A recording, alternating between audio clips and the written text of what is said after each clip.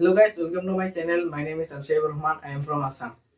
আজি এই ভিডিঅ'টোত আমি এটা বিষয়ত আলোচনা কৰিম। সেই বিষয়টোৰ নাম হৈছে লাইফাই। ইণ্টাৰনেট আৰু ৱাইফাইৰ লগত আমি সকলোৱে পৰিচিত, কিন্তু লাইফাইৰ লগত সৰহসংখ্যক লোকেহে পৰিচিত। লাইফাই এনে এটা প্ৰক্ৰিয়া যি প্ৰক্ৰিয়াত হাই স্পীড ডেটা ট্ৰান্সমিশ্যন কৰা হয়, কিন্তু কোনো ক্ষতি সাধন নকৰাকে।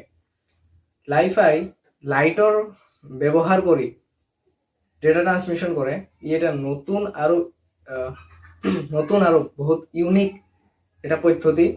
এই পদ্ধতিটোৰ বিষয়ে আমি আপোনালোকক প্ৰেক্টিকেলি দেখুৱাম আৰু যিখিনি থিয়ৰি থাকিব সেইখিনিও আমি ক'ম।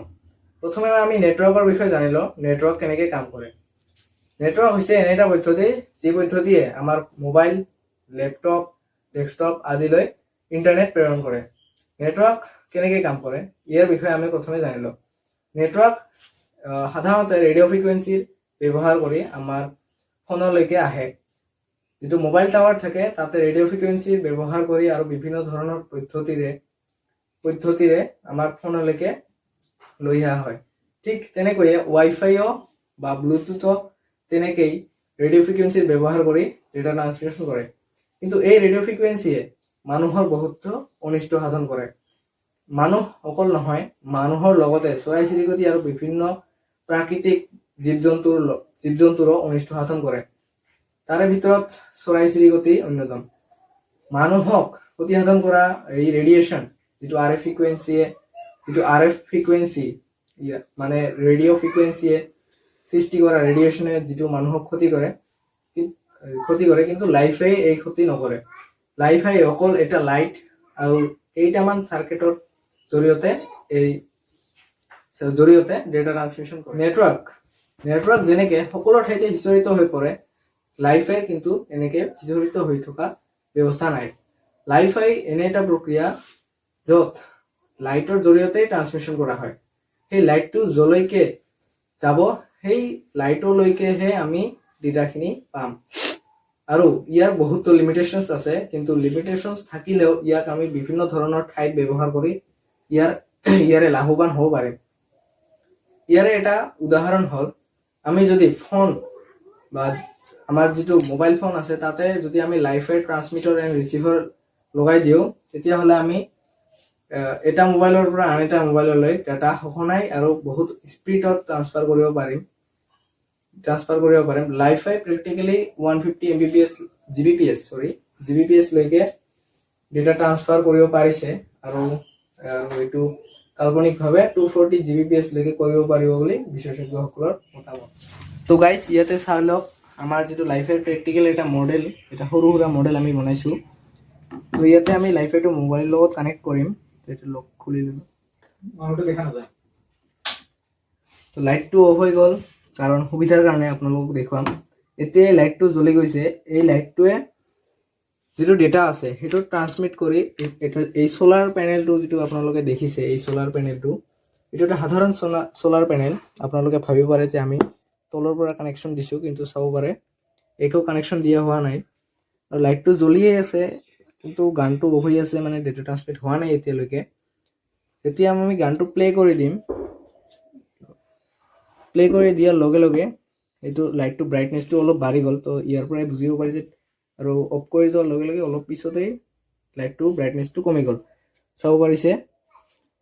তো আমি এইটো প্লে কৰি দিম, কিন্তু আপোনালোকক শুনাব পৰা ব্যৱস্থাটো ইয়াতে নাই, থাকিলে ভাল হ'ল হয়। তো চাব পাৰিছে এইটো এটা সৰু মেকানিজম লাইফাইত কেনেকৈ আমি ডেটা ট্ৰান্সমিট কৰিব পাৰি। তো দেখিব পাৰিছে লাইফাইত আমি কেনেকৈ ডেটা ট্ৰান্সমিট কৰিব পাৰি।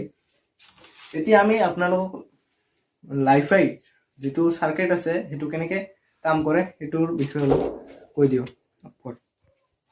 তো লাইফাইত সাধাৰণতে একটা অক্স কেবল থাকে, যিটো অক্স কেবলে ডেটাটো লৈ যায়। অক্স কেবল অথবা বেলেগ কেবলো আমি ব্যৱহাৰ কৰিব পাৰিম। ইয়াতে আচলতে আমি মিউজিকটো ট্ৰান্সমিট কৰিছোঁ ডেটা ৰূপে, তো সেইকাৰণে আমি অক্স কেবল ব্যৱহাৰ কৰিছোঁ। যদি আপোনালোকে বেলেগ কিবা ট্ৰান্সমিট কৰিব খোজে, তো তেনেকৈ সেইমতে কেবলটো আপোনালোকে ধৰি দিব। এইটো এটা অক্স কেবল আহিলে ইয়াতে সাধাৰণতে এটা বেটাৰী থাকে, যিটো বেটাৰীয়ে তাতে পাৱাৰ ছাপ্লাই কৰে। ইয়াতে এটা প্লাছ থাকিব, এটা মাইনাছ, আৰু এটা LED লাইট থাকিব। এইটো চিম্পল এটা চাৰ্কিট হয়। সিম্পল এটা সাৰ্কিট হয় আৰু ইয়াৰ পৰা যে দুটা আহিব তাৰে এটা ডাইৰেক্টলি আমি বেটাৰীৰ যিকোনো এটা টাৰ্মিনেলৰ লগত কানেক্ট কৰি দিম আৰু তাৰ পিছত এলইডি লাইট যেহেতু তো সেইকাৰণে আমাক চাই চিতি বেটাৰীৰ লগত কানেক্ট কৰিব লাগিব তো মাইনাছটো আমি মাইনাছৰ লগতেই কানেক্ট কৰি দিম আৰু ইয়াতে এটা যদি অসুবিধা হয় বা লাইটটো জ্বলি যোৱাৰ কিবা কি থাকে তেনেহ'লে ইয়াতে এটা ৰেজিষ্টেন্স লগাই দিব পাৰে তো ইয়াতে ৰেজিষ্টেন্স লগোৱা হোৱা নাই কাৰণ লাইটটো সেইমতেই লগোৱা হৈছে আৰু এইটো ডাইৰেক্টলি যেটো নেক্সট কেবল এটা থাকিব ডাইৰেক্টলি এলইডিটোৰ আন এটা টাৰ্মিনেল যেটো থাকিব হেতুৰ লগত কানেক্টেড থাকিব আৰু যেটো ৰিসিভাৰ থাকিব হেতুটো একেবাৰে সৰল ডাইৰেক্ট এটা সোলাৰ প্যানেল বা লাইট ৰিসিভিং যিকোনো সেন্সাৰ আমি ব্যৱহাৰ কৰিব পাৰিম আমাৰ লগত লাইট ৰিসিভাৰ তেনেকা সেন্সাৰ নাই সেইকাৰণে আমি সোলাৰ প্যানেলটো ইউজ কৰিছো তো ইয়াতে যেটো সোলাৰ প্যানেল আহিব হেতুৰ পৰা যে দুটা টাৰ্মিনেলে নলাওক সেই দুটা টাৰ্মিনেল ডাইৰেক্টলি আমি যিকোনো এটা যেতিয়া আমি মিউজিক ট্ৰান্সমিট কৰিছো তো স্পিকাৰৰ লগত কানেক্ট কৰি দিছিলো কিন্তু ইমান ডাঙৰ স্পিকাৰ হোৱা নাই সেইবাবে আমি আপোনালোকক শুনাব পৰা নাই কিন্তু আপোনালোকে যদি ঘৰত এইটো প্ৰ্যাকটিক্যালি কৰি চাই তেতিয়াহলে এইটো কাম কৰিব বা যদি আমি এটা ফটো ট্ৰান্সমিট কৰো তেতিয়াহলে ইয়াতে ফটো এটা ডিকোডাৰ লগাব লাগিব ইয়াতে আপোনালোকে মিউজিক যদি ট্ৰান্সমিট কৰে তেতিয়াহলে ডিকোডাৰ লগোৱাৰ কোনো প্ৰয়োজন নাই তো এইখিনি এটা সৰু সুৰা সাৰ্কিট যেটোতে লাইফাইয়ে সিম্পল ভাবে ডেটা ট্ৰান্সমিট কৰে আৰু ইমান হাই স্পিডত কৰে যি হাই স্পিড আমি ইন্টাৰনেট বা নেটওয়াৰ্ক ওয়াইফাই একোৰে থ্ৰুতে নোৱাৰি ধন্যবাদ ভিডিওটো চোৱাৰ কাৰণে এইটো মোৰ প্ৰথম ভিডিও যদি ভিডিওটোত আপোনালোকৰ কিবা কথা বুজিবত অসুবিধা হৈছে বা মই কোৱাত কিবা ভুল ভ্ৰান্তি হৈছে এইখিনি আপোনালোকে মোক কমেন্ট কৰি জনাব পাৰে থ্যাংক ইউ আৰু ভিডিওটো ভাল লাগে লাইক কমেন্ট শেয়াৰ কৰিব